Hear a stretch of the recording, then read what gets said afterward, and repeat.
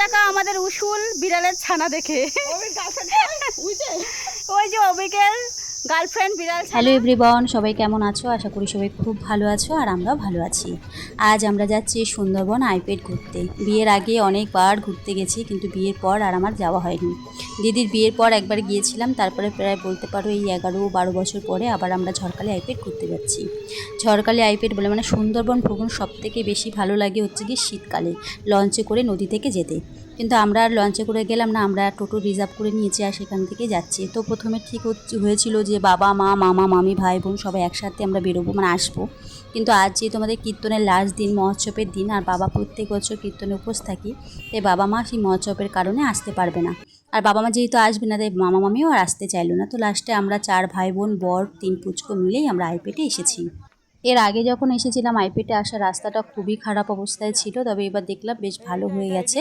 তবে হ্যাঁ, আইপেডে ঢোকার আগে আগে মানে 1-1.5 কিলোমিটার রাস্তা এখনও পর্যন্ত খারাপ রয়েছে। তো আইপেডে তো আমরা পৌঁছে গেছি, আর এসেই সবার একটু হালকা হালকা খিদে পেয়ে গেছিলো। তো ভাবলাম ভেতরে যাওয়ার আগে কিছু টুকটাক খাওয়া দাওয়া করে নিই, তারপরে আর কি যাব। ভেতরে বলতে এখানে 2খানা বাঘ রাখা রয়েছে, সেই বাঘ দেখার জন্য আর কি ভিতরে টিকিট কেটে ঢুকতে হয়। তো সেই ভাবছি ওখানে গেলে তো অনেকটা সময় লেগে যাবে, তাহলে বাইরে থেকে কিছু খাওয়া দাওয়া করে তারপরে ভেতরে যাই। আর যেদিন আমরা আইপেড গেছিলাম সেদিন ছিল শনিবার, তাই সব খাবার তো খাওয়া যাবে না, বুঝে শুনে খেতে হবে। তো দিদি আর আমি যাচ্ছিলাম যে কি খাবার খাওয়া যেতে পারে। তো অনেক রকমেরই খাবার দাবার ছিল। তো এই হচ্ছে খাবারের দোকান, আরও অনেক দোকান। তবে যেহেতু এখন অফ সিজন, অফ টাইম, সেই কারণে ম্যাক্সিমাম দোকানই বন্ধ ছিল। যখন সিজন থাকে আর কি, সেই সময় কিন্তু এই সমস্ত দোকান খোলা থাকে বা মেলার মতন একটা পরিবেশ তৈরি হয়, বেশ ভালো লাগে। তখন আমি এর আগে যতবারই এসে শীতকালে এসেছি, ফার্স্ট টাইম আমি এরকম গরমের সিজনে এসেছিলাম। সেদিন আমরা যতটাই আনন্দ করেছি ঠিক ততটাই গরমের কারণে আমাদের কষ্টও হয়েছিল। আমরা সবাই চলে এসেছি। আমার মাম মামাম ঐশী। এই তো বাঘ হরিণ সবই আছে, বাঘ হরিণ সবই আছে। পিছনে জলে কুমির আছে বড় বড়, কিন্তু দেখা যায় না। একদিকে ভালো ফাঁকায় ফাঁকা আসলে একটু শান্তি মতো ঘোরা যায়। এই যে বাইরের সুন্দর পরিবেশ। আমাদের বাড়ির সবাই না, কিছু লোক আমরা এসেছি ভাই বোনেরা মিলে, সাথে আমার বর্মশাই আছে। তো এখন আমরা ভেতরে যাব। তোমাকে দেখে বাঘটা পালাচ্ছে। ওই সে এখন বাঘটা তো তোমাকে ডাকছে, কি হবে? হ্যাঁ হ্যাঁ, এবার মাঝে মাঝে বাঘটা তো আমাকে দেখে পালাচ্ছে। হা হা হা, চলো যাই, হাঁটো। টিকিট কেটে আমরা ভিতরে ঢুকে গেছি, আর এর ভেতরে 2টো বাঘ আছে। মানে আমি এই পর্যন্ত যতবার এসেছি প্রত্যেকবারই শুনি যে এখানে 2খানা বাঘ আছে, কিন্তু কখনোই 2টো বাঘ আমি একসাথে দেখতে পাইনি। একটা করেই, মানে একটাই বাঘই দেখতে পেয়েছি। আর বাঘটা এতটাই দূরে রাখা রয়েছে, তারপরে বাঘ যেখানে হাঁটাহাঁটি করছে সেখানে ঘাসগুলো এত বড় হয়ে গেছে যে ঠিকঠাকভাবে বাঘটাকে দেখাও যাচ্ছিল না। মানে যতটা পেরেছি তোমাদেরকে দেখিয়েছি, তোমরাও বুঝতে পারছো বাঘের অবস্থাটা ঠিক কেমন। 30 টাকা আমাদের উসুল বিড়ালের ছানা দেখে। ওই যে অবিকের গার্লফ্রেন্ড বিড়াল ছানা, 30 টাকা আমাদের উসুল।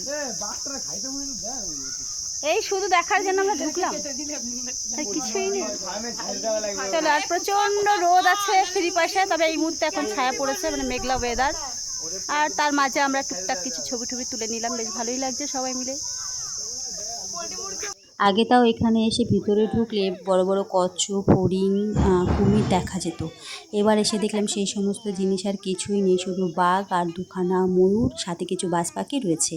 ভেতরে আবার অনেকে বলা বলি করছিল, মানে বলতে শুনলাম যে ভেতরে নাকি কুমিরও আছে, মানে বাঘের খাঁচার পেছন দিকটাতে।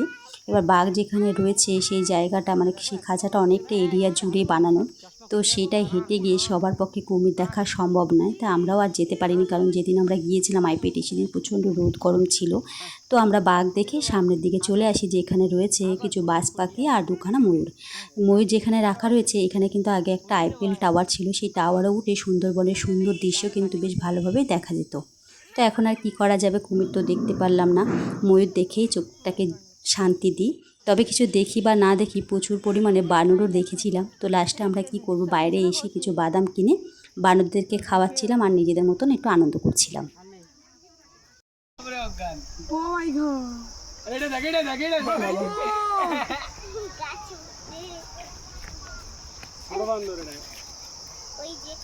দেখেছিস আর মা কিভাবে নিয়ে যায় ওকে?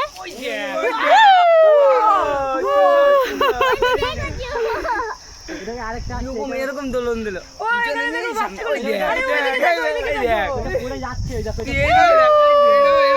এইটা দেখো না, এইটা ওইটা কীর্তি দেখো, তুলছে কি করে? যাবে না, ওর মা নিয়ে যাবে। এইটা মনে হয় আজকে কালকের বাচ্চা। ওইটা পেছনেরটা আজকে কালকে। হ্যাঁ, সবাই একটা করে নিয়ে যাচ্ছে ধেনু। এইটা আজকেরই বাচ্চা মনে হচ্ছে। এবার সরে যা ক্যামেরার সামনে দিয়ে সর। খাবার এবার একটা করে পুচকি বানা। বেশি আগে বেশিরভাগ লোকজনই কিন্তু সুন্দরবনে লঞ্চে করে ঘুরতে আসতো শীতের সময়, তবে এখন কিন্তু ব্যাপারটা একটু উল্টো হয়ে গেছে, কারণ এখন সারা বছরে কিন্তু চাইলে সুন্দরবনে লঞ্চে করে ঘুরতে আসা যায়। আর এক এক সিজনে তো এক এক রকম ফেস্টিভ্যাল চলে। এখন যেরকম বর্ষার সিজনে চলছে লঞ্চগুলোতে ইলিশ উৎসব, আর প্রচুর ব্লগাররা এখন আসে, ব্লগিং করে। আর সেই সমস্ত ব্লগারদের ব্লগ দেখতে আমার ভীষণ ভালো লাগে, তার কারণ আমার নিজের এলাকা বা এরিয়াটাকে দেখতে পাই। বিশেষ করে যখন সোনাখালি থেকে লঞ্চে উঠি, ওই মুহূর্তটা দেখতে আমার সবথেকে বেশি ভালো লাগে, কারণ খুব কাছের, খুব চেনা রাস্তা, চেনা গলি, চেনা খেয়াঘাট, তাই দেখতেও আমার সেই কারণে বেশি ভালো লাগে। নিজের এলাকা বা এরিয়া থেকে দূরে থাকার পরেই কিন্তু বেশি ফিল করা যায় যে নিজের এলাকাটা কতটা সুন্দর আর কতটা ভালো। খুব ইচ্ছা আছে কোনো এক শীতে পরিবারের সবাইকে নিয়ে লঞ্চে করে সুন্দরবনে ঘুরতে আসবো। আজকে এত গরম থাকা সত্ত্বেও দিনটা কিন্তু খুব সুন্দর কাটিয়েছিলাম সুন্দরবন ঘুরতে এসে। আচ্ছা, তোমরা কারা কারা সুন্দরবন ঘুরতে এসেছো জানিও। চলো আজকের মতো ব্লগটা এন্ড করছি। Tata, bye bye.